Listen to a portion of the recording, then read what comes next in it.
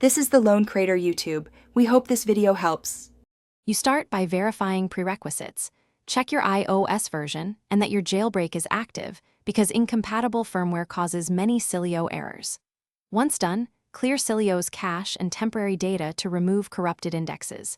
Make sure you're on a stable Wi-Fi or mobile network. Network timeouts often look like app failures. If a dependency alert appears, note the package name. These steps remove common causes and prepare you for deeper fixes, so you won't waste time chasing transient issues. You now repair the middle layer of Sileo, repositories and packages.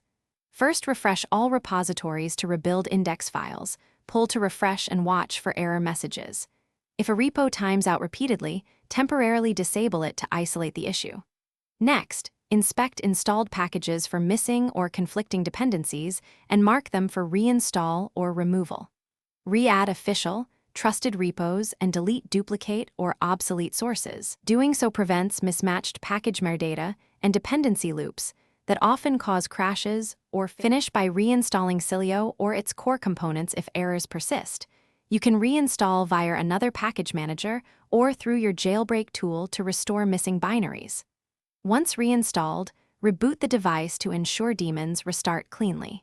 Make sure to test installs and observe logs for repeat errors. Logs reveal failing scripts or permissions issues.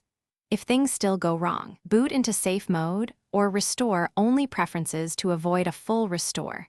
This isolates tweaks without losing your jailbreak environment. Thanks for watching. Consider subscribing if we helped you.